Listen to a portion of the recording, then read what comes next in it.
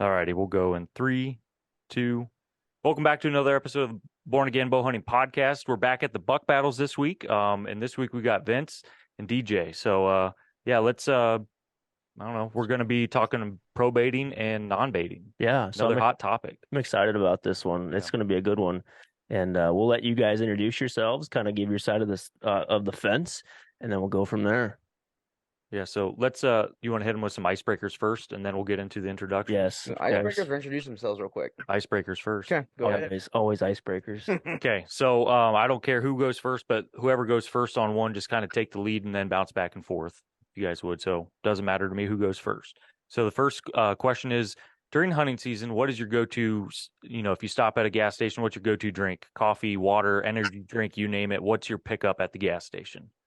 Ooh. Do you want to go first, DJ? Oh, well, for me, that's easy money right there. I have to get an Arizona Mucho Mango, grape, or watermelon. I got to. It's 99 cents. It's been that way. Despite the ups and downs in our economy, I have to put it in the Yeti cup. That's what I got to get. That's what I got to get. That's awesome. He fits right in. Yeah, he's the first Arizona guy. So we all have either an Arnold Palmer or I just cracked one for you. I got a sweet tea. Yeah, we should be sponsored. Maybe one day. Well, I'm about to hit you guys with a double whammy because I also do an Arizona. However, I very rarely take it with me. I usually stop at the gas station and slam an Arizona green tea as fast as I can. Green tea. Yep, the green tea. That's the only one that sits well in the gut. That and the only thing I usually take with me as far as to pair with that is usually a bag of Hibaro like gummy bears or something like that. And I usually stuff those in the pack, and that's about all I take with me. Gotcha. Dude, these guys fit right in. Yeah. Let's just talk about Arizona tea for the rest of the time. Hey, dude, drinking them for years. I live on Arnold Palmer's. I don't think you guys understand. You don't understand. This guy. I live. How many do you drink a day? How many does my wife think I drink? How many do I actually drink? She's not gonna watch. She's not gonna listen to this. Sometimes she does. I gotta be careful. She already cut me back. Yeah. I'd say I drink 2 of the tall boys a day at work, plus a bottle of water, and then probably, I got the gallon jugs in the fridge. I got the little small cans. So I don't know.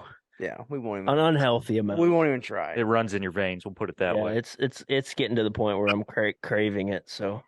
Okay. So question number 2: what is your current bow setup? And you can go into a little bit about your draw weight, length, arrow setup, something like that too. Okay, well, Ricky Bobby said if you ain't first, you're last, and I'm a Hoyt shooter, so I believe that's the best damn bow we got out in the world right now. And I shoot the RX-7 Ultra. All right. I got my Vapor Trail VTX strings, Gen X drop away arrow rest I got there, Easton FMJ arrows. I got to shoot a fixed Muzzy 100 grain broadheads. What I got to sling. Yeah. And that's about it. I run dual stabilizers. I got a Fuse 10-inch torch in the front, 7-inch in the back, shoot a Cobra wrist released. And that's it. That's the setup. Very basic. That's a nice setup. It kills. Oh, and the HHA single pin. Gotta have it. Yeah. I like it. Yeah, for me, so I shoot a brand new Matthews. I've been shooting Matthews now for the last 5 years. Arrows are the Vector ZMR arrows. Sight is a Spot Hog Fast Steady 2-pin, which I do enjoy. However, I do have a secondary sight, which is a HHA single pin as well. Fantastic sight. I do use the UltraView Grit. I also use the UltraView thumb button release. That's corrected a lot of issues for me there. Very much enjoyable on that. And then as far as strings, I use Energy Wave bowstrings. They're custom made strings out of a gentleman out of Nashville, Tennessee. And then draw weight, I run 65 pounds and 28.5-inch draw length. Hey, there we go. Cool. We got to get him some of your side plates, Kramer. Yeah. I make custom side plates for Matthews. So. Oh, nice. They That's work. awesome. They work well. Yeah. Yeah. It's just a little bit thinner than your standard grip. And when I was shot Matthews, I preferred just a little bit thinner grip instead of the stock, or like most of the ones that you can buy aftermarket are kind of on the thick side. So Nice. I'm a side plate guy. Yeah. Yep. And then the final question is, what is your favorite trail camera from this past year? And like approximately how many cameras did you run this last year? Doesn't have to be like an exact number, just a roundabout number. Well, I want to be respectful to people and their partnerships and companies and brands. So I will say I used to love my Stealth Cam Fusion trail cameras, but then I fell in love with my Tacticams. And I probably ran about maybe, I want to say 14, 15 cameras between Minnesota, 14, 15. Okay. Nice. So I'm close to the same. Ran about 16 cameras this past year. I have no loyalty to a camera brand. No one pays me any money. So the best performing camera I own, as far as performance and doesn't fail, is my Exodus Render. But as far as like quick deployment, something that I can count on I know exactly to the day and how many minutes before I have to replace batteries is the Bushnell Cellucor, which is a cell camera, fairly cheap, $99. But probably my overall most reliable camera. It's a standard camera. It's a old style Bushnell camera, and I usually can throw a set of batteries in there, and it's good for like 4 months. Mm-hmm. Oh wow! Wait, I haven't heard that one before. It's also not a cell camera. It's just extremely reliable in that sense. Gotcha. So. Yeah, not a lot of people say Bushnell. Yeah, which is it's a name brand. You hear about them a lot, but not a lot of guys run them. Mm-hmm. So Tacticam's up there. We hear that a lot. Yep. But I've ran Tacticams before. Didn't really have any issues. The only thing I didn't really care for on the Tacticams was just I like to hang cameras a little bit higher. And just as far as like video quality or something like that, it's just not what I'm looking for. But still a great camera. Gotcha. Cost effective, Yeah.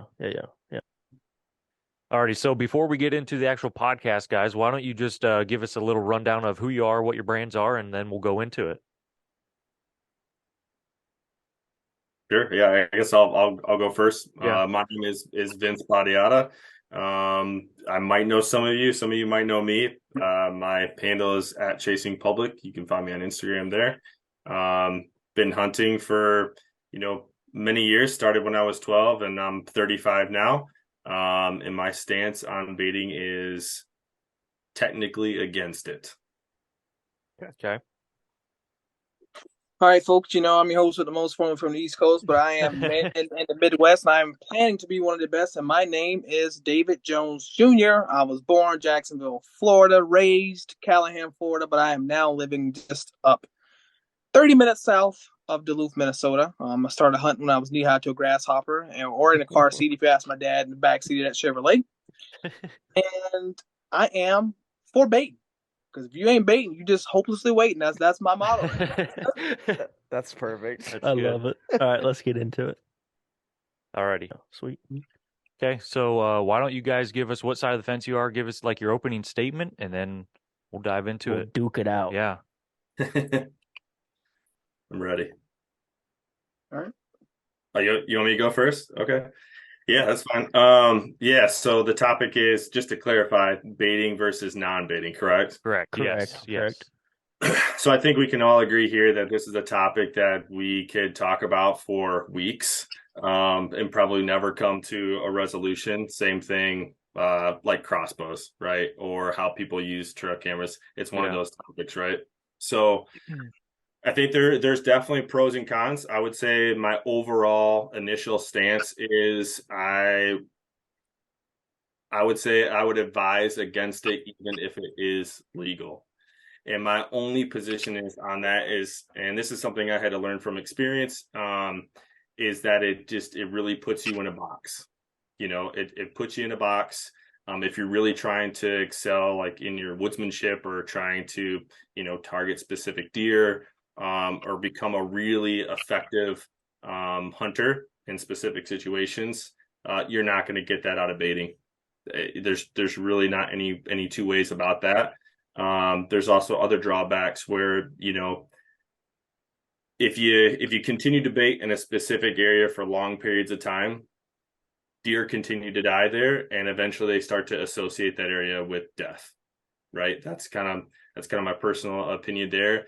I baited for a handful of years on a piece of permission property, and I would get, pictures and sign of really great quality deer that are, above 130 inches. And I'd get them pictures in daylight and all that stuff. And, the access to this place was literally 15 yards across the fence line. So it wasn't like they could, pick me off or anything like that. But over time, you would get fewer and fewer deer there during the season, just because they know that during that time there's bait out there, like it's a danger zone, and especially, in other situations like Ohio, for example, the deer numbers are not the greatest, but the quality of deer can be phenomenal, right? Baiting there doesn't help that. I've never understood why, a place would have baiting if the deer numbers are down. That doesn't really make any sense to me. So that's kind of my 2 cents on that. However, on the other side of the fence, the good side is it's a great way to get kids out in the beginning. It's an easy way to see a lot of deer, or maybe for the guy that works 70 hours a week and really only gets, a couple weekends out of the whole season to hunt, and he just wants to put some venison in the freezer. Yeah, like if it's legal, that's a great way to do it, and it's efficient. So I think it just, you got to kind of take it with a grain of salt, and it all just really depends on kind of what you want out of it. But overall, I would say, if you want to be a better hunter and really, be a hunter and try to hunt, that animal, then I would try to advise against it. Okay. DJ, your side? Well, I'm a Southerner, and I'm going to ride with my beliefs, my casket, and drop my casket. I want those that know me and love me to still speak what I stood upon when I was alive on God's green earth. And I believe in baiting. And I say that because growing up a Southerner, in some places in the United States, when it comes to hunting, baiting isn't something that you don't need. It's something that you need, because not all places geographically within the United States can support having animals with a healthy herd without having some form of supplemental feed or bait. And like most of you guys, I grew up watching some of the greatest hunters that we've ever seen, who in some way, shape, form, or fashion, they're putting out supplemental products to kind of help grow the best herd that they want. And watching other hunters in the Midwest go off in places like Wisconsin and other places where you're allowed to actually bait, and watch people shoot great deer from baiting, I like it. And the aspects that I also like about that too is you have a lot of deer who in the off season and during the regular season, example during the rut, where we watch our bucks get run down, right? Mother Nature can be cruel in the months of November and December. But a lot of these bucks, and sometimes then, and also other deer, can also rely on going to places where there is bait, where they can get the minerals and the supplements that they need during that time of the year, as opposed to places where they can't. If you got 3 or 4 feet of snow up on the ground, they can't get it. But if Joe Blow over there has about 200 pounds of corn, old boy can show up whenever he wants to go and eat. He has that security and knowing that he can go there and eat. The numbers, I'm not going to really get into that, because I always feel like every hunting area is always going to be different, right? It's always going to be different across the United States. But I'm going to say I'm pro baiting just because I've seen nothing but the positive effects of it. I understand that, there can sometimes be negative effects of baiting. The biggest drawback that I hear from some people that don't like baiting is like, it kind of keeps and holds the deer in one area. And in my opinion, it's like, well, then it just turns into a competition is who has the best bait out.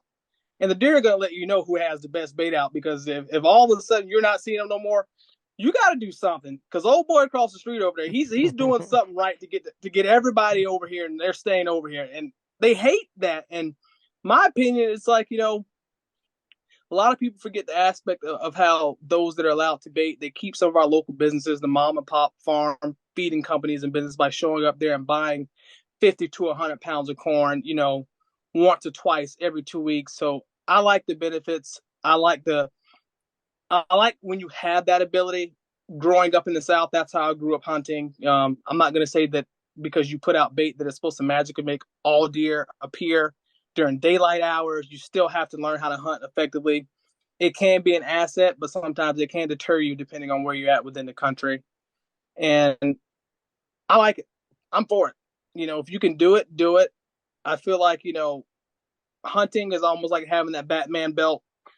You got to look now and figure out which tools you can use that are going to effectively help you right there in that situation. If you have the ability to bait, I'm going to recommend doing it. Get you some analogists, get you some big time, get you some crush, get you whatever you can get that's legal and within the guidelines of your Department of Natural Resources and throw it out there. Do it, but also still do your homework in the meantime as well. I got one thing to say. I agree with a lot of what DJ said. Like, he makes some valid points. And I want to be clear that I don't disagree with baiting overall. I think it definitely can be useful, and it definitely has its place. However, the white-tailed deer, if we're just talking about deer, has proven to be one of the most adaptable animals in the world. It's spread, across Canada all the way down to the, as far as south as you can, get to. And, if you removed bait, because at once upon a time, like we didn't have bait and they were still in those places. There's enough natural resources, especially in high weather areas like Canada. Canada, different parts of Canada is brutal, and they have some of the largest whitetails in the world, right? They die off, they survive, and they repopulate. Deer are essentially large rabbits, and they breed like crazy. However, we do go through seasons where it is brutal in places like Iowa, right? And it can be very helpful to keep your deer herd, well and fit and healthy. And I do agree with that. But that's off season talk. That's not, hunting over the pile, I guess you would say, but DJ also makes a good point, right? Like if baiting is legal in your state and everybody else around you is baiting, and you're trying to do it, in a way where, you're trying to really increase your woodsmanship, it can be really hard, especially on places like in public land when it's surrounded by private and there is, 200-300 pound, piles of corn out there. What do you do? There's not a lot of options, and it can become very difficult. So, yeah, that's all I really wanted to say on that. I'll say something. So what I've noticed, and if you follow our channel, if you don't, I'm not like the biggest hunter, so I ask the questions that maybe somebody else isn't thinking about.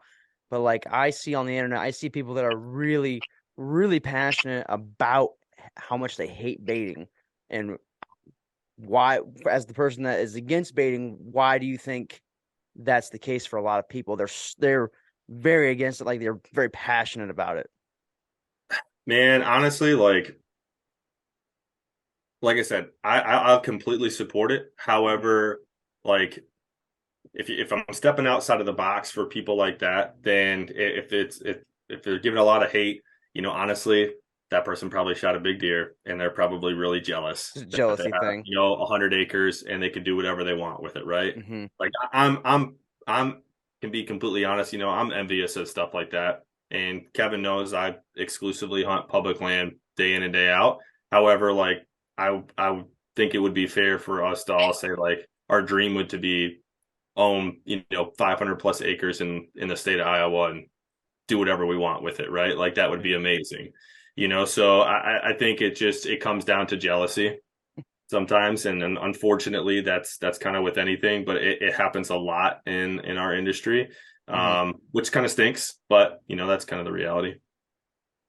I think another point that we're missing here is that there's been some research and there's been some studies that have been done in some of the southern states when it comes down to baiting, and a lot of people hate the fact that they can't compete with either what their neighbors being able to put out with minerals and supplements. And say, for instance, I'm putting out bait, you're putting out bait, but I'm putting out big time and you're putting out analogics, but the deer prefer to have some of what I got with the big time. We have a buck. I know he's not home calling my place home. Sometimes he's calling your place home, but I have the better bait, so I can then lure that buck off of your property onto my property, and then I shoot him. And then all of a sudden, I send you a text, let you know, hey, the buck that we're both chasing is dead. I shot him. He came into the big time big buck brunch at 6:00 yesterday. Had a northeast wind. I was sitting in the muddy blind, shot him, killed him. He's done, man. Thanks for sharing pictures with me and hunting this deer with me and the competition.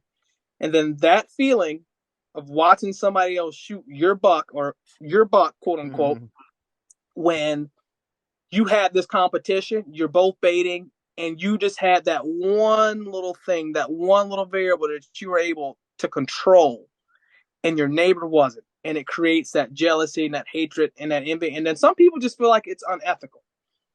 And you could say the same thing about food plots, because none of the food plots were actually ever there until you started grabbing your John Deere or your Gleaner or whatever it is, paid for some seed, diesel, did everything you needed to do, and you grew it. So it's like, as hunters, I feel like we all can't get along all the time. Yeah. But it also is pretty fun to kind of watch when we have like these little debates and these topics and stuff like that. And I'm always okay with it as long as everybody's respectful. I don't like watching hunters be disrespectful to other hunters or try to put other hunters down, because I feel like to this day, I have never seen anybody from PETA go arguing with each other or calling each other stupid or not getting along with each other in the comments. But I guarantee you can find some hunting posts where you're watching hunters, whether they hunt public or private or permission.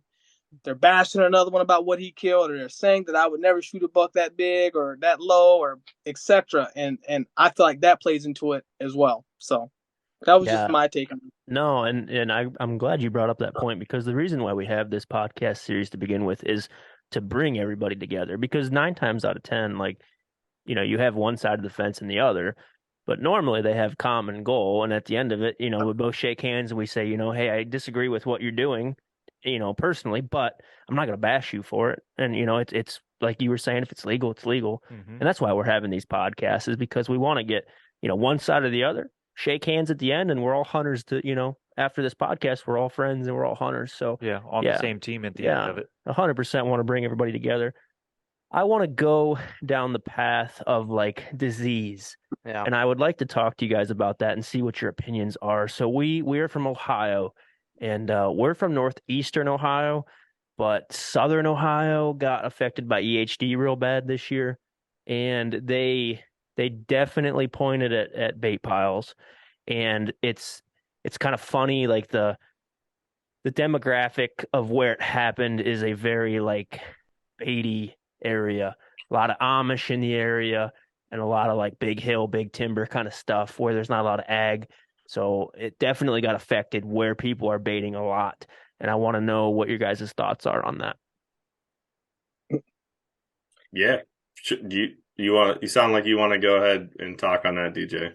Well, for me, I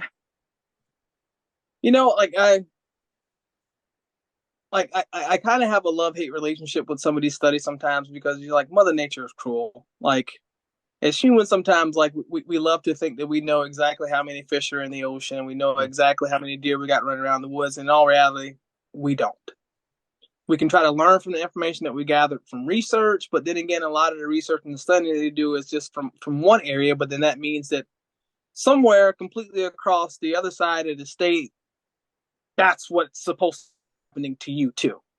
So I got CWD down in southern Ohio, so then that means in northern Ohio, you guys can't put out any more bait. That's like halfway across the other side of the state. Like, how is that affecting me here? Like you got deer that are traveling that far across state lines. Like, what are they driving? Chevy, Ford? Like, they wouldn't make it if it was a Chevy, right, Kim? Well, and to me, and that's kind of what my mind goes to when it happens to those types of situations. We've been dealing with that in Minnesota here for a while, where there was one county in the southern part of the state that CWD actually happening at a deer farm. So that meant that other places across the state were then now being affected by CWD, which meant that they had automatically put a ban out on feeding or supplemental feeding in the off season in certain areas across the state. And I look at it all the time right now on some of the Facebook groups that I'm a part of for Minnesota hunting and stuff like that. And you just got people that are just like reaming the Minnesota DNR. They're asking where these studies are being done at and how many deer, like what's the herd size looking like, and how can you definitively know that CWD started right then and there in that specific county, that specific deer herd that you're telling me, who I'm all the way across the other end of the state, that now I can't do what I want to do to take care of my herd as best I can, despite the winter that they just went through that was damn near 8 months long, despite everything else that they went through with the wolves and the coyotes and having 7-8 foot of snow damn near by the end of June, damn near going into July. Now I can't do what I want to do to take care of my herd. And it's like, that's what's actually happening here in my state, Minnesota. And I see it a lot, but sometimes I often disagree, and I really want to know, like, what's the actual truth of what's going on? Like, how is this effective? What let you know that in your studies that you've conducted amongst this one herd that there should be new rules implemented going forward?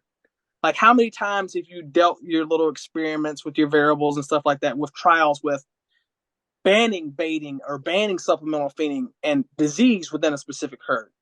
I get it if you're doing it within a controlled like an environment for, say, maybe 5-6 years.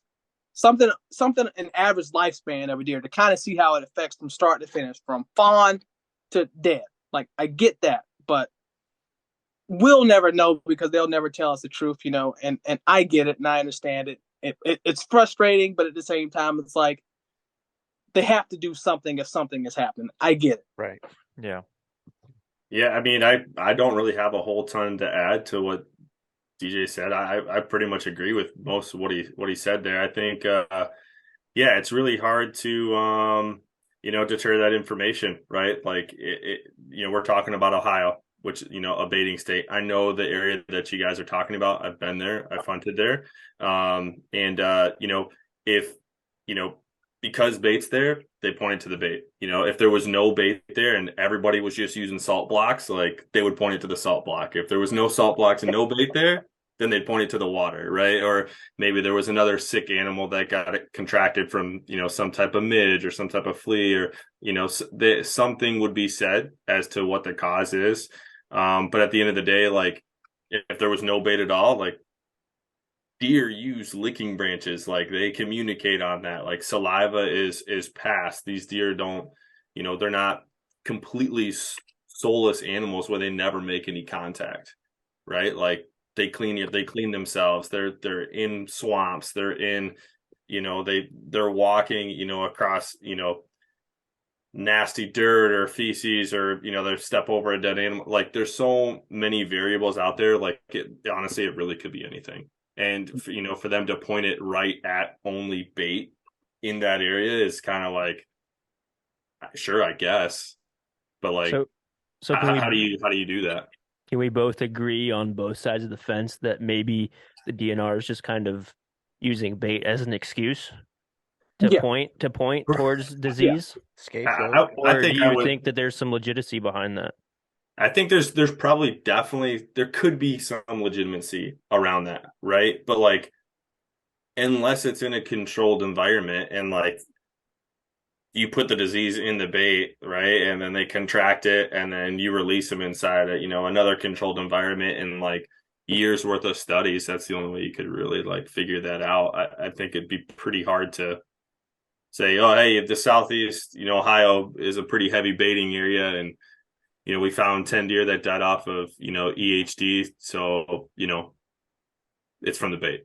Yeah. I think to kind of bounce back, and I'm no expert or biologist by all means, but I've done a fair amount of reading, and I've kind of educated myself on baiting, because I once was a big baiter and now I really don't bait. But what I'm getting at is I think that the bait itself is not like, that deer ate corn and they got whatever disease and passed it to the next deer. I think it's just baiting gets blamed because it is a general location where a lot of deer can meet up and communicate and mingle, we can say. So I think that's why baiting gets the bad rap on the diseases, because it's not really like the food, the mineral, the corn, whatever you may be feeding it. That's not what's causing the diseases. If anything, that's boosting their immune system, right?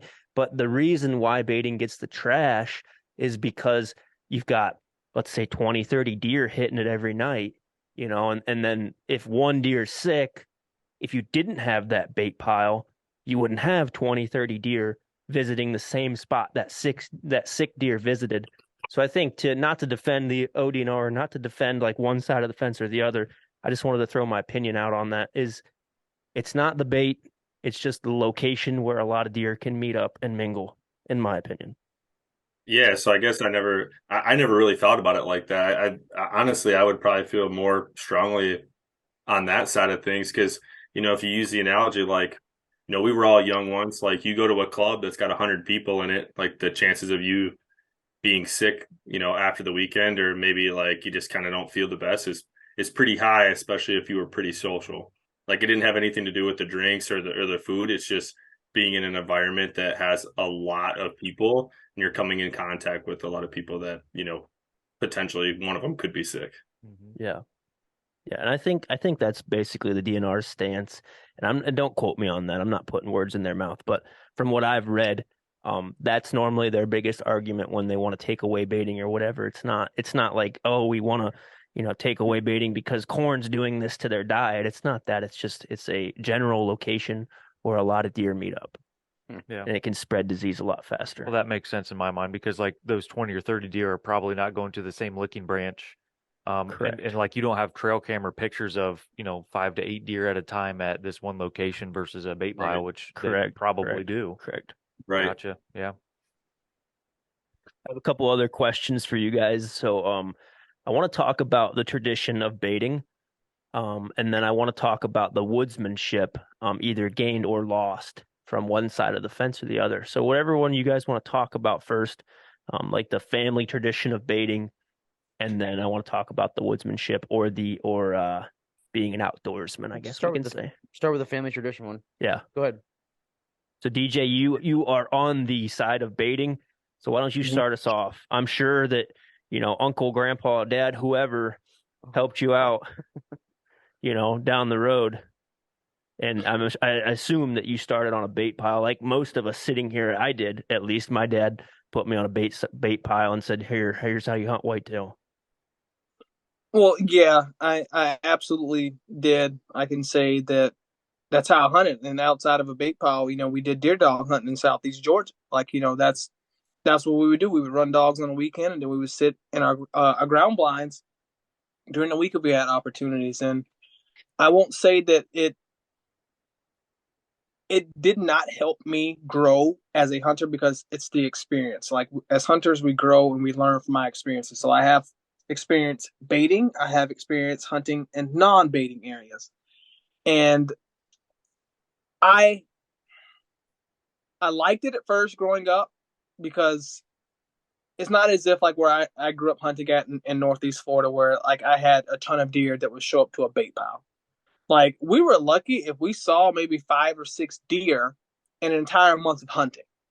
Like that just was, that's with putting corn out. Now come nighttime, due to some pressure, you'd have multiple deer, multiple bucks showing up on any given night, but it doesn't guarantee they're just going to kill a deer. It doesn't guarantee that they're going to show up during daylight. And it doesn't guarantee that it's going to make you a better hunter. You get some people that are really great at hunting with bait because that's what they've done their entire life. They know how to play the wind right. They know what kind of bait to put out. They know what the neighbors are doing. They know how to position themselves. A ground blind or a shooting house is what we like to call them down south. They know how to position their shooting houses on certain pieces of their property. They can be very effective. I watch it all the time with old Culpepper with Hunt Club TV. I watch him and his dad kill great bucks just about every year in Southeast Georgia. So do the Bone Collector guys, and they're hunting bait, and they also do have food plots, but they're not out there hunting those food plots and everything every day, every evening. They're doing it when the time is right. Like a lot of people have this big misconception about growing up in the tradition of hunting with bait that you can't be an effective hunter or you won't be an effective hunter because all you know how to do is go down to the beach, throw about a 50-pound sack of corn, and go sit in your shooting house and wait for them to come out. You can't kill a deer. You don't know how to hunt. You take that bait away, you can't kill anything. And for some individuals, they're absolutely right. And for some individuals, they're dead wrong.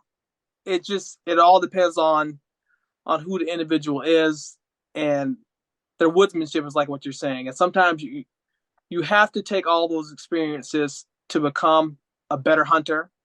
And that starts from however you were started, whether it was down south baiting or in the Midwest or Northeast without baiting, or West Coast without baiting and stuff like that. It all depends on the individual, And in my personal journey, I can sit here and tell you that I have only ever killed, I want to say two bucks hunting over bait down in Florida my entire life growing up. And then I've killed 4 Midwest bucks with no bait. Like, do I like the experience of hunting with bait?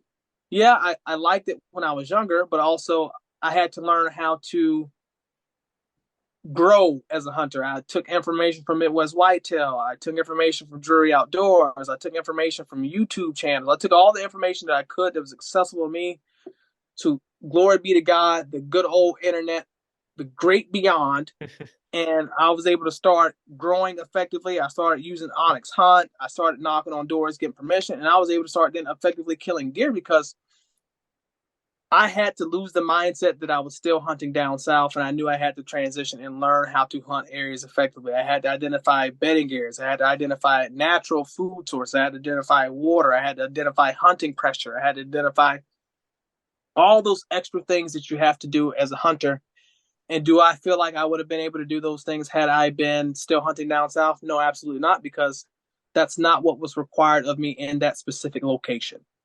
Being in the Midwest, that's what was required from me. So for me, my tradition with growing up with that, I had to get away from that. I had to learn. I had to grow. So DJ, I liked it. It was fun. DJ, real quick before we go over to Vince, I want to know just kind of like a yes or no kind of question. Do you feel that you would not be sitting at this podcast talking to us right now if your family member, whoever introduced you to the outdoors, did not put you over bait? Yeah. You still think that you would be here? Yeah, because I haven't hunted over bait in years, and it's like I'm talking like as a child, like. Yeah. To get you into the outdoors, maybe I needed to word the question better. Like, let's use me for example. My old man put me over bait. I had success over bait. I can promise you, I have the personality of if I don't get something fairly quickly, I move on. Yeah. So it's just because I'm impatient. So I feel that if my old man, and I will say this about corn right now, I feel that if my old man wouldn't have put me over corn and I wouldn't have shot my first deer with a crossbow at 10 yards at a bait site, I may not be here right now because I wouldn't have had those positive experiences growing up. I would have, because we can all say, you want a kid to get in the outdoors, what do? You put a bag of corn out. Yeah. And you put him in a blind, you give him a little video game or a tablet, and you wait for a deer to show up. And then once the deer shows up, Junie shoots him, and then he falls in love with it. But I can say one thing: if you take a kid to public land and you make him walk 2 miles back for an opportunity to maybe see a deer, he ain't gonna want to do it. Yeah. So I mean, I'm not trying to like one side or the other. I just wanted your opinion, like, because personally, I would say that there's probably a good chance that I would have had enough negative experiences where it would have ruined it for me as a young child. You would have just been burnt out. I would have got, now granted, if I would have got into the outdoors in a later stage in life, where say my parents or my family members weren't outdoorsy, maybe that situation would be a little bit different because I would have been more mature. But as a child, I think that I would have had too many negative experiences. So that's kind of what I was getting at with you. If you think that you would still be here, if you think that you would have packed up, taking a different route in life. Yeah, I'd still be here because for me, like, hunting was, my dad could have had no corn out there on the ground, right? Like, I'm hunting, like that's all I've ever wanted to do. I remember being the only black kid at Hillard Elementary School. I thought I was the absolute shit because I would show up for picture day in my real tree camel. I wanted everybody to know that I hunted. everybody to know that I hunted. So it didn't, in my opinion, for me as a young child, it didn't matter to me whether there was corn out there or not. Like, dad's taking me hunting, I'm going. Gotcha. Uncle's taking me hunting, I'm going. Like, gotcha. Had they not taken me, yeah, I'd be different because I wasn't shown what the outdoors was. I wasn't given that opportunity. So, yeah. Okay. Yeah, no, Vince, feel free to take the mic. Yeah, so totally different on the opposite end of the spectrum on my side. You know, I've been hunting since I was 12, and I, you know, actually was not put in front of a bait pile when I started. Most of the people I knew were, but my stepfather, rest his soul, you know, he actually didn't even ask me to go hunting, but every time hunting season went around, it came around 3 years, and by that time I had just reached just had turned 12, and I had asked to go because every time this guy went out, he'd be out for 1 to 3 hours and come back with a deer. And at that time, I think you could take like 5 or 6 deer like during the season, and he'd only hunt maybe a total of 10 times. And he'd fill our freezer every single year. And I just didn't understand how he could do that. And to put it in more perspective, he was a guy that used a recurve. So he was pretty primitive. Wow, he was a killer. Yeah. And just to give it some more context, you know, he was 6'3", 285 pounds, and he still hunted. Like, you know, he's one of those special guys. And I could never figure, like, when I was that young and I finally went with him, you know, I didn't learn anything. It was, hey, here's a gun, sit here at this tree, and if it's brown, shoot it. Mm-hmm. I'll be back. And then he would go and walk whatever place that we were at. I couldn't tell you if it was public or private back then, but he would walk it and push, you know, the deer to me, and then if it came out, then I would shoot it. And that was the extent of my hunting. I think you brought up a great point, like, you know, the positive experience. I think if I didn't have a positive experience early on, I don't know if I would be here, because there was a handful of times that we went, and I mean, it was probably one of the most boring times of my life. And that's just the truth.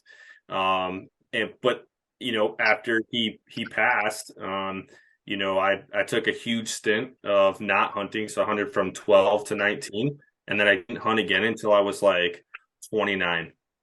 And it was because I never actually learned anything. Like, he was so good, and there was just the communication barrier. And then when I got back into it, I told myself, okay, I want to hunt, and I don't know anything about it. So how can I get them in? And so I used bait.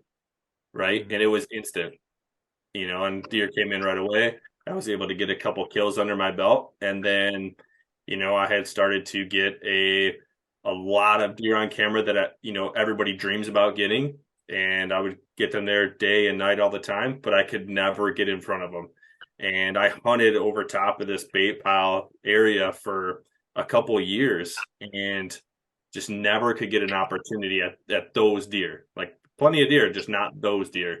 And then the one time I left that pile and went out, I had an opportunity at a deer that I had been trying to harvest for like 4 years.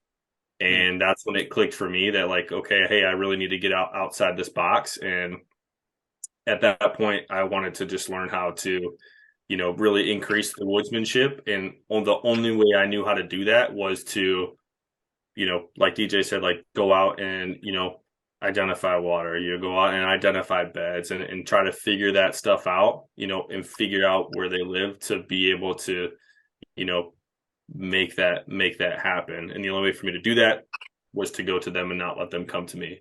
And now that I've done that, and I've done that for a handful of years, you know, I've developed enough skill where I can pick up, go to any state that's within the Midwest or to the East Coast, drop a pin, and I can, you know, get in front of some deer. May not be the best deer, but I can get in front of deer fairly quickly within a few days. And, you know, I think to me that's more rewarding. I've got a question for you, Vince. So you said that you got back in, you took a little break from hunting and then you got back into it.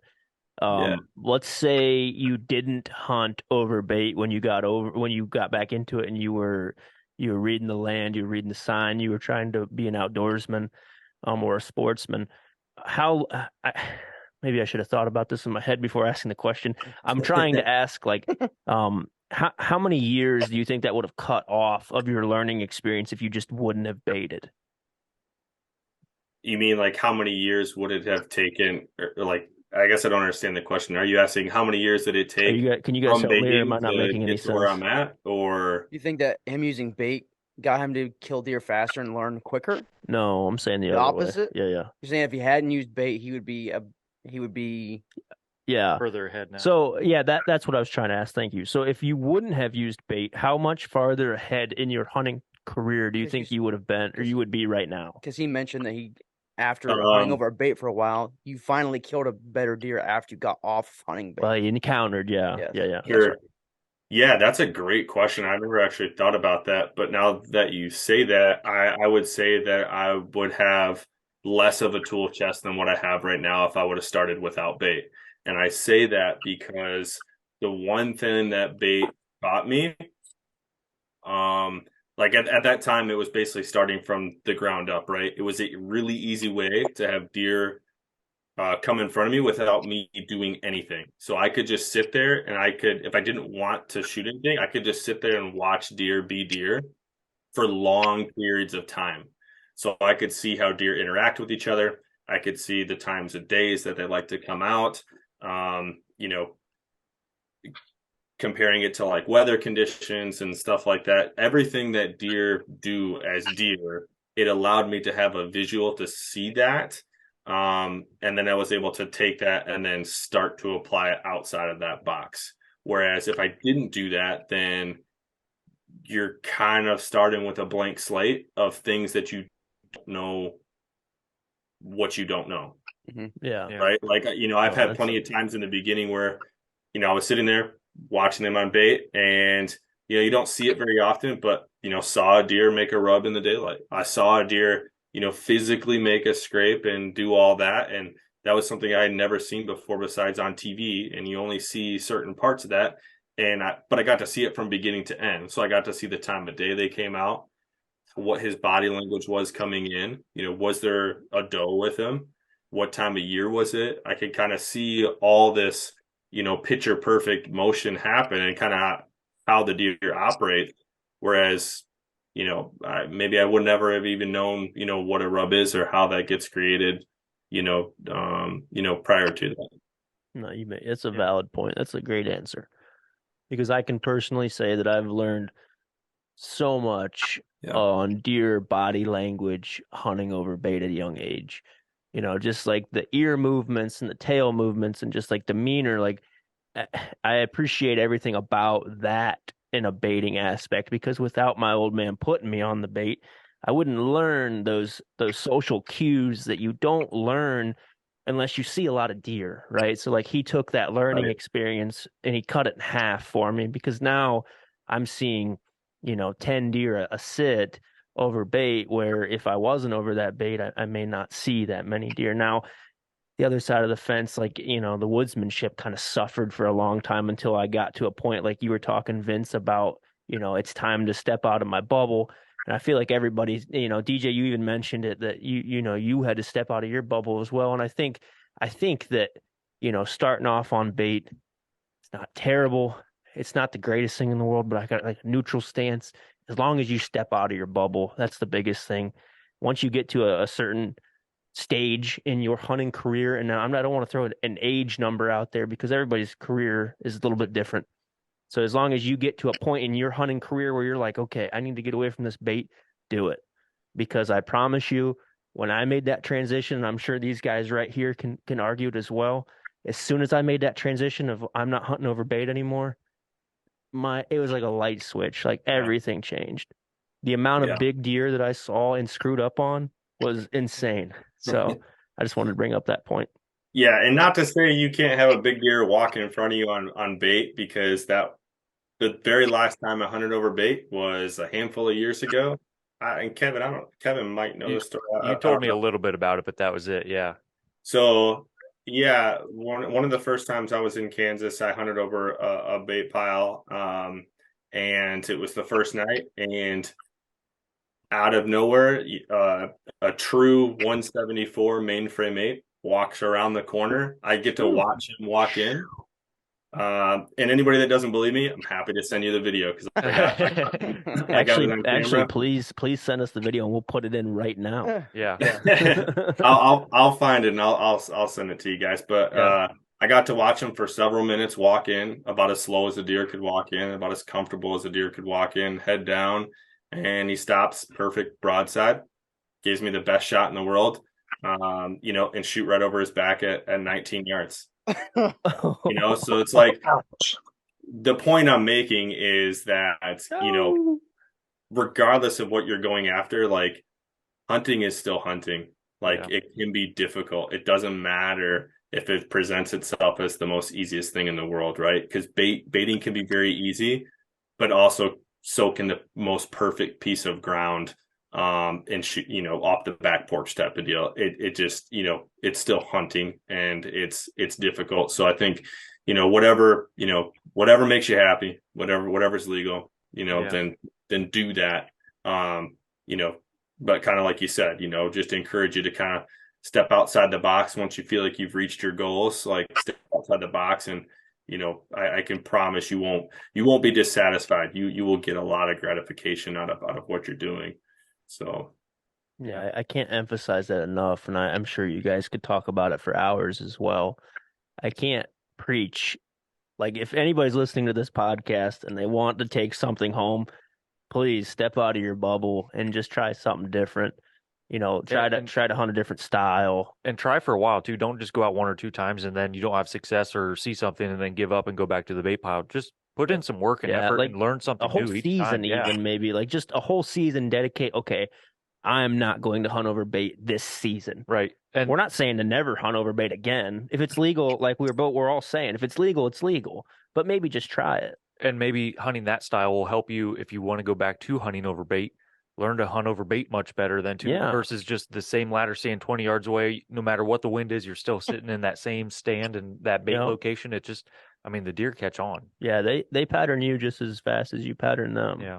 Oh yeah. So. It all depends on how you look at it too. Like, you step outside that bubble and get away from, a true bait pile. Like, there is natural resource bait out there that deer treat as like candy.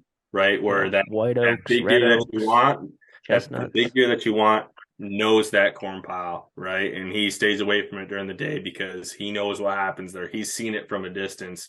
But this autumn olive, or maybe this greenbrier, he is all about that, and that's where you can catch him slipping. But you would never have known that if you wouldn't step outside your bubble. But he's there 2 or 3 times during the day between 11 and 2:30 p.m.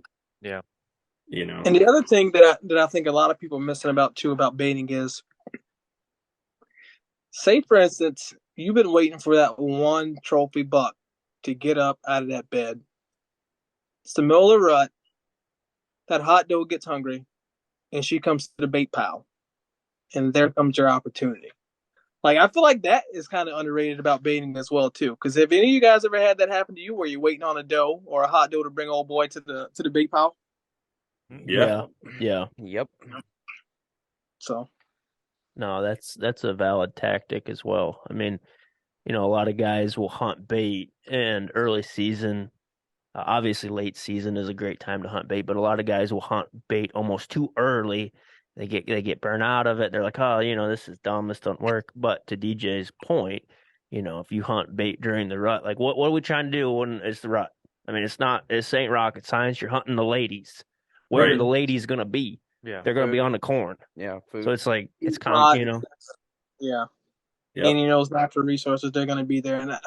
And for me, the other thing that I love about it too is just watching Drury Outdoors like all these years.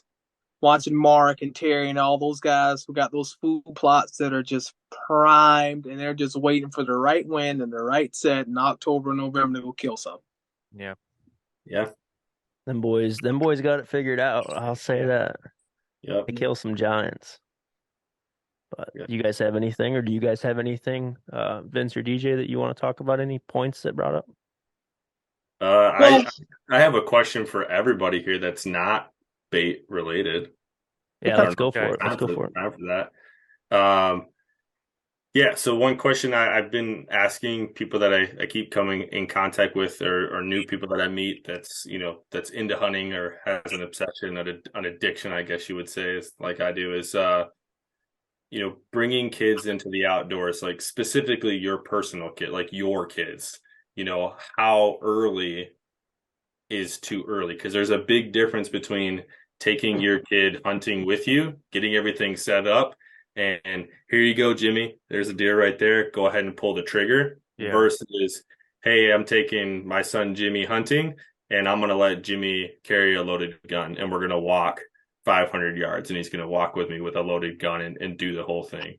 Like, how early is too early? Because you see people out there that they're like, their kids are with them with like 5, 10, 12. Yeah. Like, what's the age? Because there's a huge difference between that. I'm just kind of curious in your guys' opinion. So I started going with my dad when I was like 3rd, 4th grade, like tagging along with him. And what he would do would be like set me up along this tree, and then he maybe would go another 15 or 20 yards up in a tree and sit there. And I had no weapon. I wasn't allowed to start carrying a weapon until I was in 6th grade. So that would be like 10, 11? Yeah. 11 or 12, probably. Probably. 12, yeah, somewhere around there. And I also feel like it has to do with the maturity of the kid. I was going to say I've seen kids that are 12, 13, the same age I was when I was hunting, that have no right to own or to carry a weapon or anything like that, let alone, taking a life of an animal, because a lot of times they can't process almost like, taking a life of something, in my opinion. Like I think a maturity level has to be there versus like an age, but I mean, age is a good category to, like, most kids are a certain maturity by a certain age type thing, I feel like. I couldn't agree more with what Kevin said. So, like, he literally stole words out of my mouth. My first comment was going to be, it's not an age thing, it's a maturity thing. And my second comment was, which you already covered, was they have to understand the concept of taking a life. Because I feel like so many parents, and I don't have children to begin with, so I haven't experienced this yet, and I'm sure I'll make mistakes during the process of taking my kids hunting, but, the process of taking an animal, like, I still think I think there's a lot of adults that really don't understand it either. Like, you are taking a life. Yeah. Like, the amount of responsibility that is on your shoulders while you pull that trigger, or while you draw your bow back, or whatever it may be, like, you got to sit back and think, like, God created that animal. It's living, it's breathing, it's walking in front of you, and I'm trying to kill it. Like, we have to understand that there's life and death. It's not the size of the rack. It's not, oh, I'm going to post this on social media and tag my buddies. It's not that. Like, I would never let my son or daughter, once I have children, go out there for like a publicity thing. And if they did do that, I think that I would have failed as a father if they weren't as appreciative as I am in my hunting journey. I don't want to get too biblical with it, but that's just my opinion. Well, to touch on what you said, like, the actual killing of the animal is probably my least favorite thing of the whole process. Like, just taking the life, like, it puts food in the freezer and all that stuff, but like actually killing it, it's just like, man, that's not my favorite thing. And that's probably weird to hear of a hunter saying that, but like, it's not. I can vouch for Kevin. We went to Indiana on a public land challenge, basically, and he shot a buck on the third day. Third day there, second day hunting. Day hunting. And you put a great shot on the deer. It's on video. It's on YouTube. Please check it out if you have time, or if anybody's listening to this, please go check it out. Kevin draws back, smacks this buck. Looks like a great shot. We think that the broadhead kind of deflected a little bit off of a rib, and it was just unfortunate circumstances. And went in perfect, and then came out kind of like a paunch shot. And we gave the deer a couple hours, and we thought that the old boy would be piled up somewhere. Yeah. And we snuck up on him, tracked him for a while, found a couple beds, but we noticed that the beds were all within like 10 yards. Like, he'd get up a little bit, he'd bed down, he'd get up a little bit, bed down. So we knew he was hurting. And we get to the last bed before we found him in a bed, And moral of the story is, long story short, Kevin walks up there, puts another arrow in him. The first thing that he does, like I'm all happy, like, yeah, let's go. We got our first buck of the challenge done. And like first thing Kevin does, he looks at me and goes, "Man, I hate that." And I'm like, "What are you talking about? You just filled your first out of state buck tag." And he's like, "Man, that deer suffered and I hate that." Yeah. And it just shows like that maturity of being an outdoorsman is like a lot of people don't have that. Well, and I respect the animals too. So like that thing was in pain and suffering from like 8 something till noon when we went back. And like, Yeah. Just knowing that I did that to it, I didn't like that. Yeah. And that's what that's this is why we're having this podcast, because great minds think alike. That is what you need to instill on your children. They also have to feel that. They can't just say, "Oh well, we'll get the next one." Yeah. Like if my child made a bad shot, I would want him to stay up all night thinking about it. I don't want him to go to bed, Yeah. because the minute you go to bed, you don't care. It's in the past now. It's like, "Oh, there's another one around the corner. Dad will get me on another buck." No, I don't want that. Yeah. I want him to not sleep at night knowing that I know it sounds rough, but like, yeah, it does. I don't know. I guess I'm just maybe that's why I don't have kids.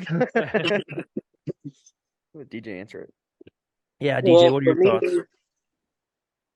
I started fairly early. Like when my dad would take me deer dog hunting, I was still, I guess the story that they told me is that I was maybe 6, almost 7 months old. My dad would deer dog hunt. He'd keep me in the back seat of the Chevrolet in the car seat, and he'd go out, try to kill one, and then come back and check on me, every now and then. That's awesome. That's awesome. For as long as I can remember, I always hunted, I had my uncle teaching me and telling me about guns. I got my first actual gun, New England style 410 Winchester, single shot. I remember shooting my first squirrel. I was maybe 6, maybe 7.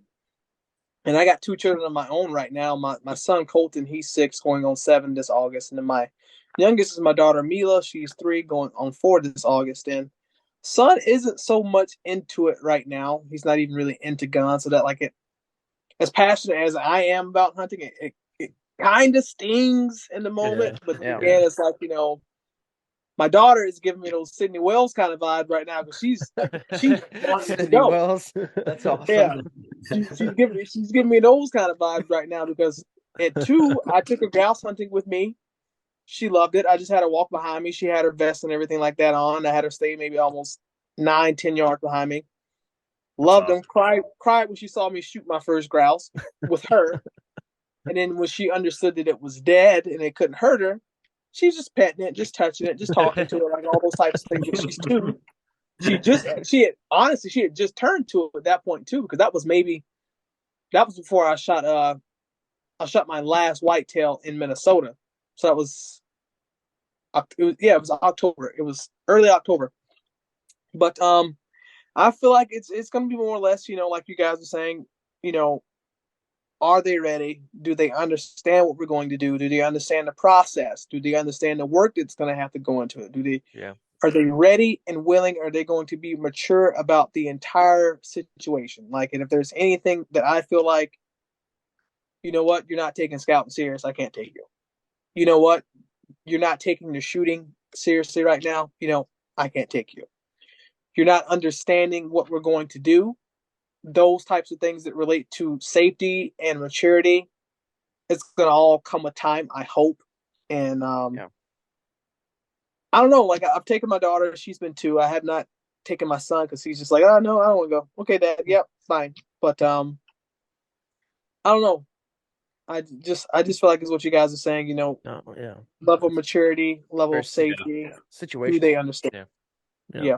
Great answer. Yeah, great answer. Yeah. Cool. I have 2 more questions I think you guys would enjoy if we have enough time. Oh, yeah, fire away. Yeah, let's do it. Okay. So I want to hear everybody's opinion on this one, because I have my own. And this is something that floats around social media. And I'm sorry if any of you guys have ever done this. I don't know, so don't roll me over here. But talking in the context of like the grip and grin, right? Like you shoot an animal and now you want to take a picture with it. Completely fine. What is everyone's stance on I'm sure you've seen them, but someone will shoot an animal and they'll take a picture with it, but maybe they're like, they're laying down with it or like using it as like a sleep rest or something, or you guys kind of know what I'm talking Yeah. about. Maybe, Yeah. I don't know, maybe they kind of got it over the head or something, and they're like kind of like holding it like a jacket or something crazy where it's almost like Disrespectful. disrespectful or just distasteful. To me, anyways. What is your guys' opinion on the stuff that's actually being shown on social media in that regard because of the naysayers or the antis that we have against us and kind of how that looks, because everything is kind of public nowadays. It's not the same. Yeah. So I find most of that stuff very disrespectful, like for the animal and stuff. Like this past year, there was a guy that shot a turkey, came in, threw it on the table, and like started giving it CPR. I mean, and that blew up. And I was just like, man, Stupid. why would you do that? And like the promotion of it and stuff. And like you said, it goes to the opposite side of, the hunting community, and like they use it against us then all the time. Yeah. So I personally don't care for that stuff. Like what you're, saying.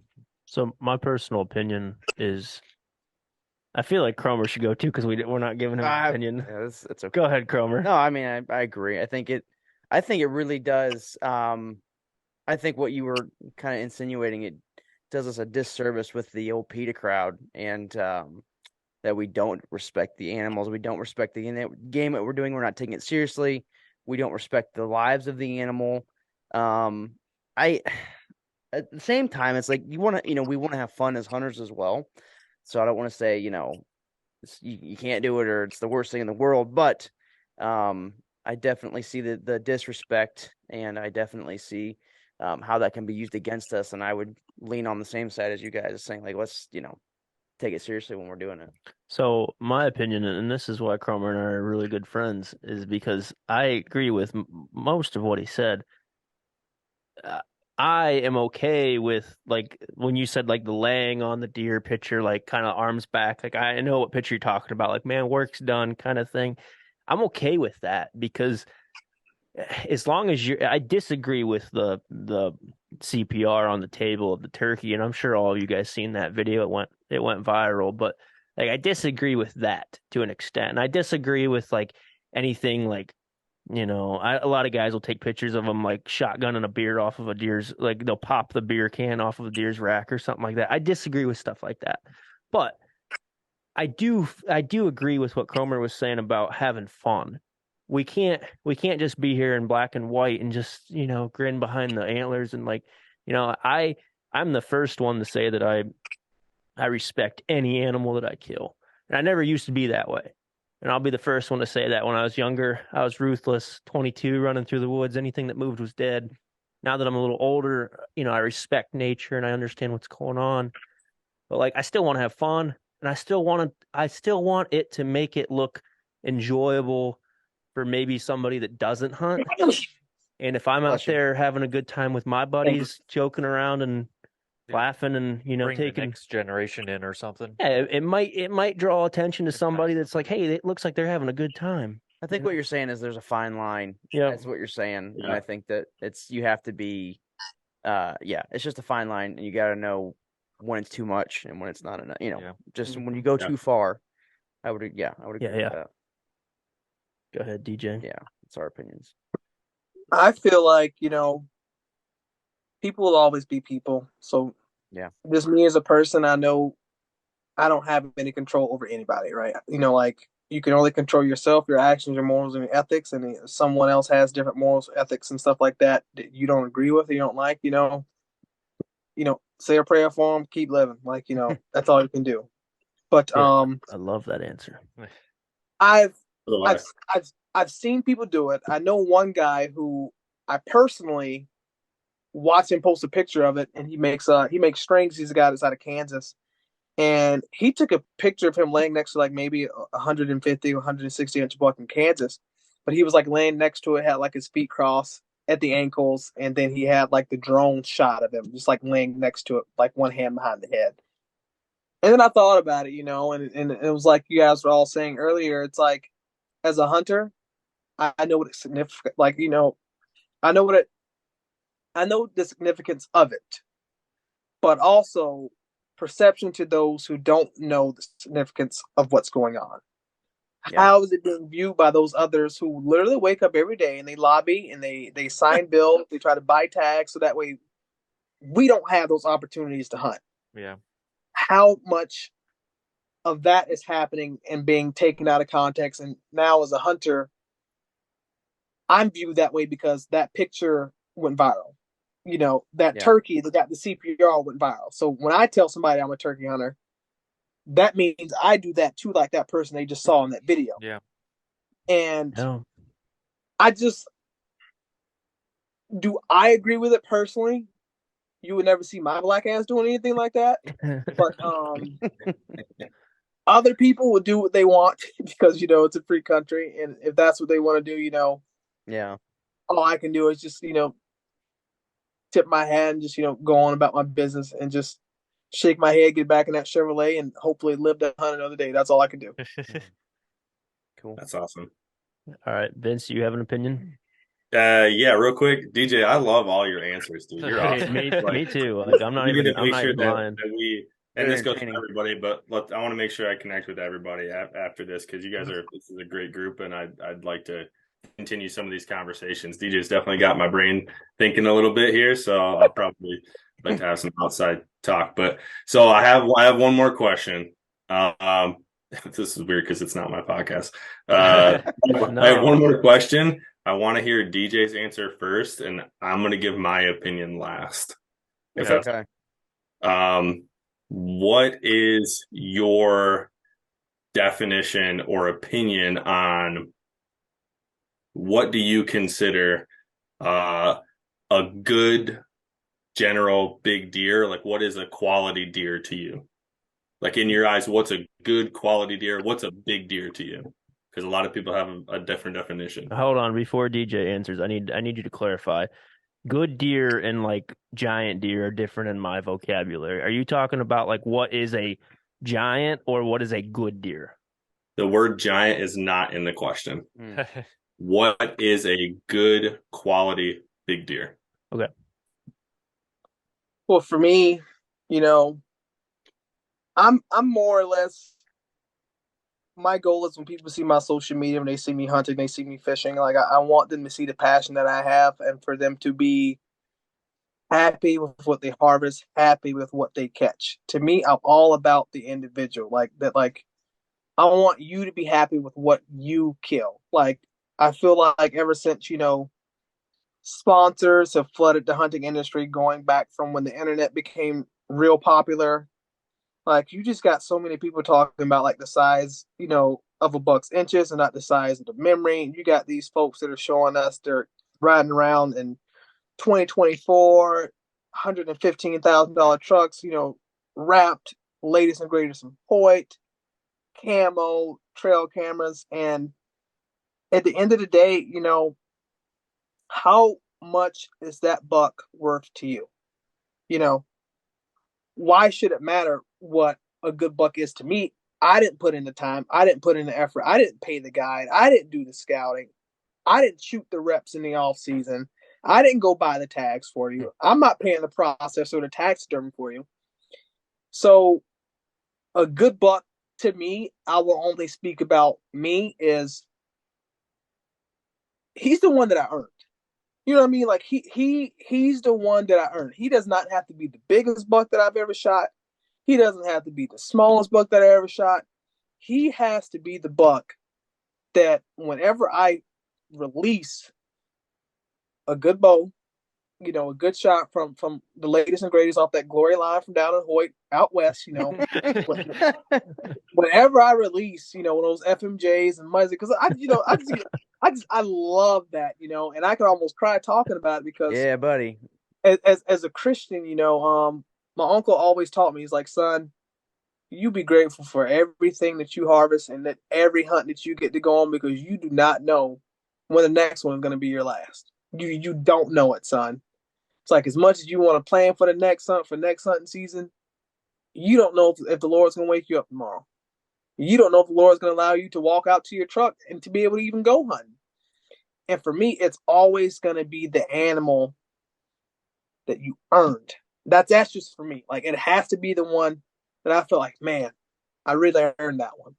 Because I've had situations in life, in 2021, I wounded a mule deer, and then within 24 hours later, I was able to get back on another deer, and I made this shot at a further distance on an even bigger mule deer, and all I wanted to do was cry because I was like, man, like battling the demons inside of my head. I would have been happy with the first one because like I released an arrow and I wanted to get him. Right. When I release an arrow, I want it to be 100% clean shot. I want that animal to die with no suffering within eyesight, if I'm lucky. Yeah. And same thing with whitetails, if I shoot it, it's one that I earned. It's one I put time in. It's one that I put effort in. People love to talk about inches, but I would say for me in my area of the United States, specifically speaking Minnesota, specifically speaking Carlton County, Minnesota, St. Louis County, Minnesota. Dropping pins. I would say a good buck would probably be between, if you want to talk about inches and size-wise. I know some folks will still ask when they hear this podcast and stuff like that and see it up on YouTube. What inches? I'd probably say 140 to 160 because 140s to 160s here is not as common, but it can be depending on the area that you're in.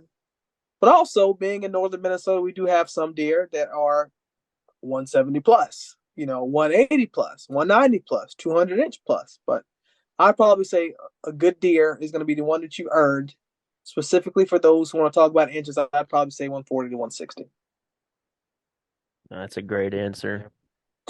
And once again, DJ, you just knocked it out. Do we have to even talk after that? Because literally, I was going to start my statement the same way you did, and you said it 10 times better than I ever would have. Whatever makes you happy is ultimately a good deer. Yeah. And that's and what I was gonna talk a little bit about it, but since DJ covered basically everything I wanted to talk about, number one, if it makes you happy and it gets your heart thumping when that deer's walking in, that's a good deer in my book. Now, going off of inches, and if you were to ask me personally, I would say, now granted, I'm at a different stage in my life. I have worked my tail off to be where I'm at in my hunting career. I'd say 160. Yeah, a little bit north of 160 in my book, because I know you're wanting that inches mark, is a good deer in my book.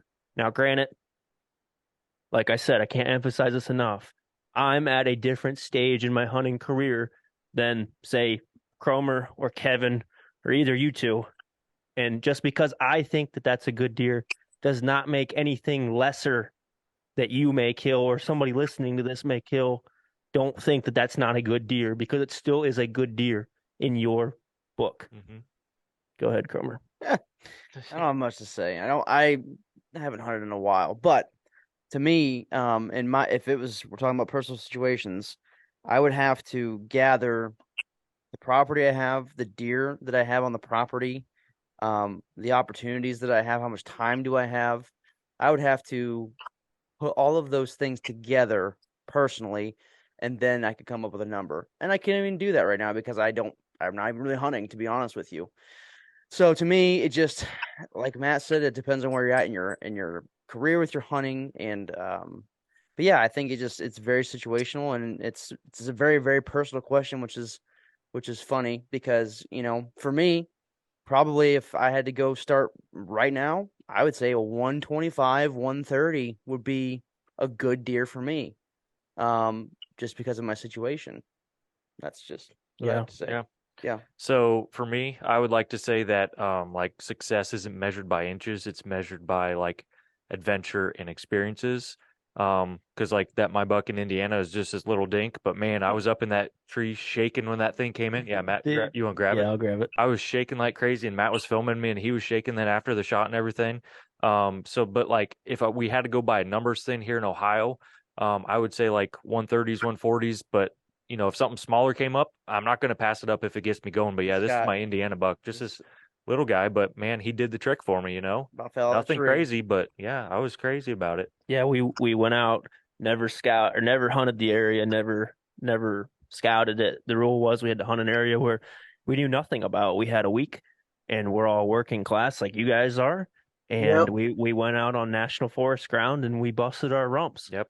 And this buck, Kevin had a goal that he wanted to kill something with a frame, and arguably this thing has a frame. Yep. So it's not a spike. I said, Kevin, are you going to shoot it? And he said, I'm shooting it. And as soon as he said that, my whole body starts to just shake. Yep. I will say one thing, and I will preach this. That is by far, and this is not knocking Kevin, this is just for story purposes. That is by far one of the smallest bucks that I have been a part of in the hunting experience or journey. And I can honestly say that I have not experienced so much emotion while hunting. That's like top 3 bucks that I just lost my mind on. Yeah, it's crazy. Because just the experience of being out of state, we had a week, we were hunting ground that we've never even seen before. We get on him, you kill him, the spot and stalk afterwards, you put another arrow in him. I feel like I'm getting quiet in my mic. And it just, that experience, like if I showed somebody that deer, they'd laugh at you. Yeah. They'd be like, oh, it's a year and a half year old. What'd you shoot that thing for? But it's like, man, that was to answer your question, that was a good buck. Yeah. That day. Yeah. That day, that week, he was good enough. Yeah. And he was getting it. Yeah. So schwacked. I love it. I love that hunt. That's freaking awesome. I honestly, like, I am so proud to be sitting here talking with all of you guys, because every one of you guys answered exactly how I was hoping you guys would answer. Yeah, I will second everything that you guys said.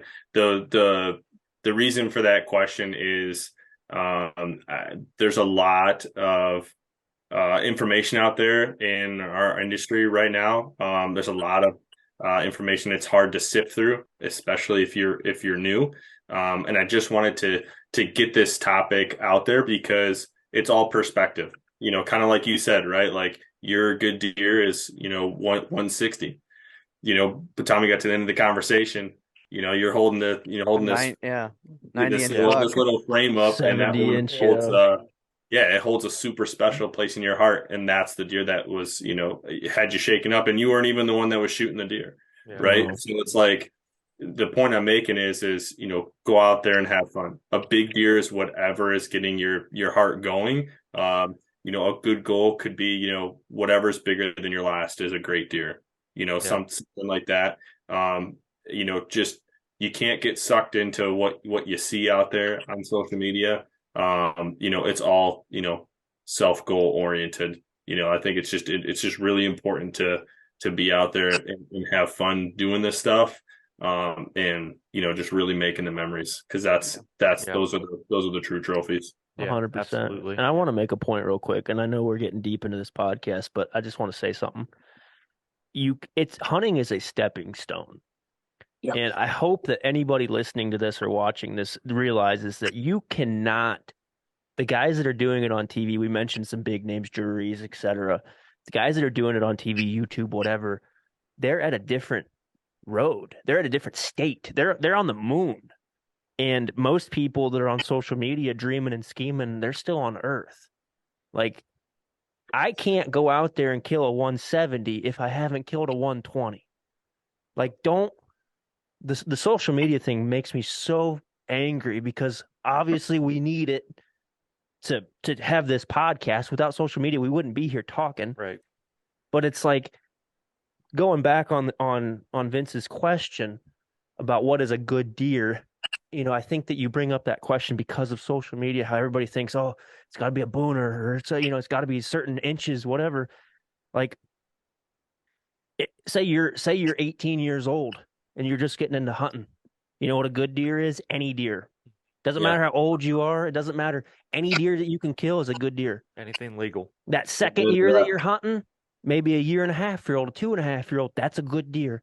But don't go into hunting thinking, oh, well, just because Joe Blow on social media killed a 190, well, I got to hold out for that 190. You know what frustrates me so much is like kids nowadays will like show me pictures, or like high schoolers will come up and be like, hey, what do you think about this buck I got on camera?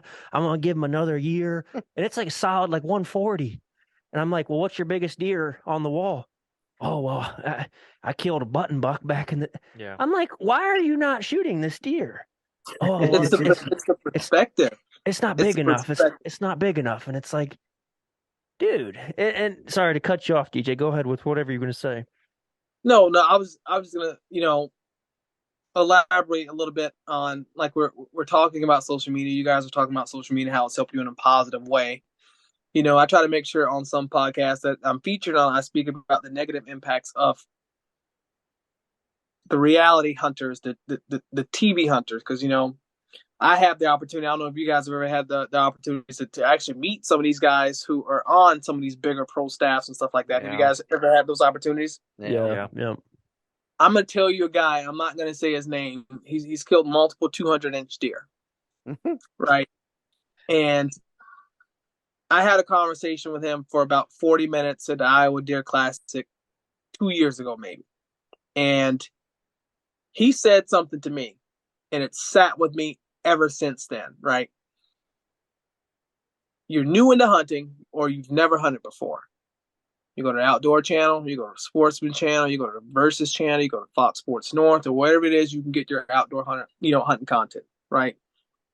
You watch an individual for 22 minutes worth of airtime on TV, you got 8 minutes worth of commercials, right? Yeah. That's just how it goes. It's the worst. Watch an individual who behind the scenes, you didn't watch them buy the property, but they bought it or they leased it, right? You get that opportunity if you follow them on YouTube to watch them put in the work to make the food plots, put the blinds in, hang the stand, right? But what they don't tell you is, or what we're not paying attention to, because it's a perception. I love being aware. I'm a critical thinker, and I keep telling myself that the more you're aware, the better decisions you can make, and the better off you're going to be in life, because you're socially aware and you're aware in the moment and you understand the significance, right? We watch these guys and we praise these guys. They shoot a 200-inch deer.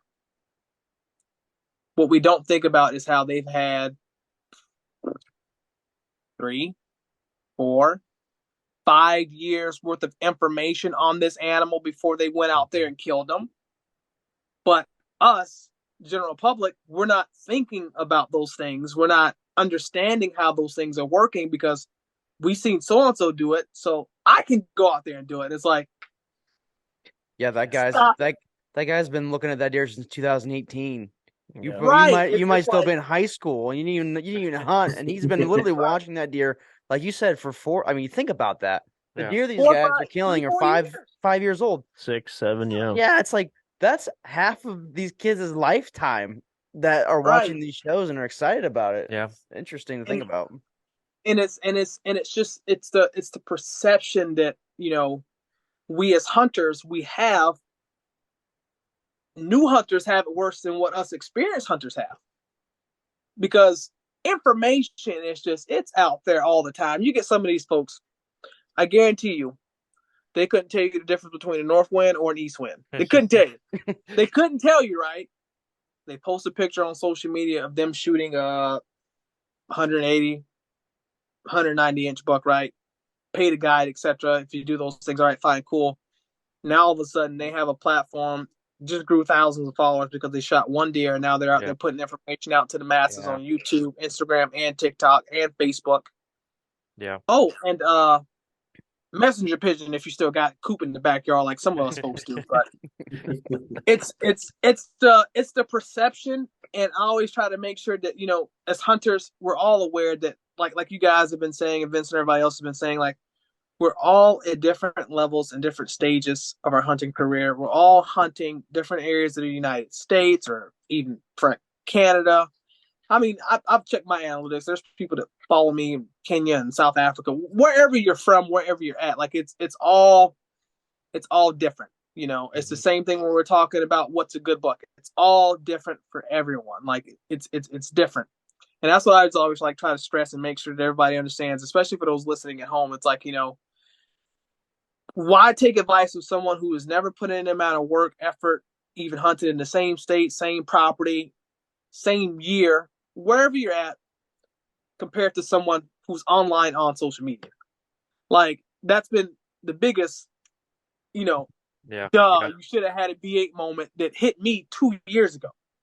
Like, I'm watching these guys that are hunting in these different parts of the United States, and I'm like, okay, well, if I just take what I learned from this guy on that episode and I apply this to where I'm hunting at right now in Minnesota, it's going to work. And I'm like, no, how is it going to work? Your deer herd isn't the same as his.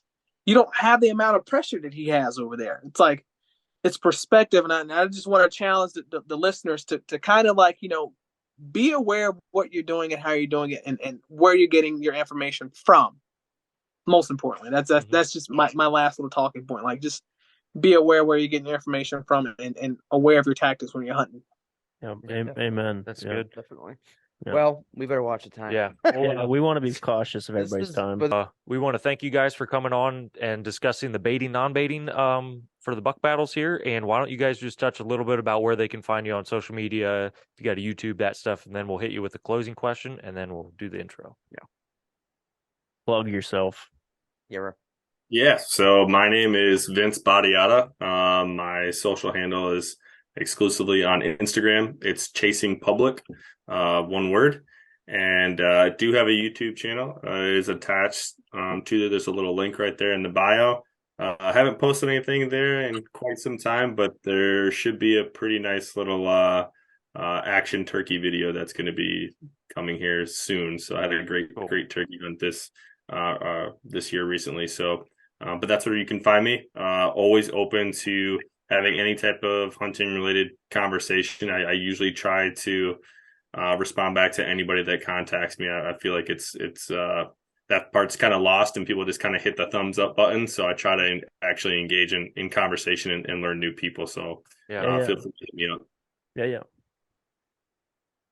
Well, I'm sorry to disappoint your viewers. If you guys listen to this on your way to work, or you're just getting off, or you're sneaking out to go do some hunting, do some fishing, you guys can't find me on social media because I may have warrants out depending on where you're at within the United States. But anywho, now that's all over. You guys can typically find me on Instagram at djonesoutdoors as a compound word. Or you can find me on YouTube at D Jones Outdoors. TikTok, David Jones Jr. If you guys want to look for me on Cash App, I got a picture of Bernie Sanders and it's David Jones Jr. So that's where you guys can find me. If you can't find me in any of those places, just leave me a voicemail or direct message because I'll be hunting or fishing or spending time with my family or at work. So I hope I covered all of my bases there. Yeah, you're good. I love it. Good. I love it. All right, let's do the last question. Alrighty, so the last question is, what have you guys learned from hunting that you can apply to your everyday life? That there's just some folks that can't kill a deer to save their life. No matter what you do, no matter who they pay, and I can apply that to life. Some folks, not everybody was hunters. Somebody had to be a gatherer, and I remember that every day in my everyday life. Yeah, for me, it's and this is going to sound silly or I guess immature, but the quality of ability to learn. So, with deer hunting, we've been talking about it now for a while. Everyone's at the different stages. As time progresses, you become more and more serious and achieve bigger and higher and more difficult goals. And trying to learn that task. And I took that and then really applied it into my everyday life and in a different career path, something I thought that I would never do. Something that's pretty difficult. And, you can really just do whatever you set your mind to, as long as you're willing to let your mind go outside the box and just stay dedicated and keep consistent. Mm-hmm. Cool. That's good. I love that. I love both answers. Yeah. All right. Well, we want to thank you guys for joining us. So we're going to wrap it up now. Yep. All right. It doesn't matter what you've done in the past. You can always be born again, and born again is out. Peace.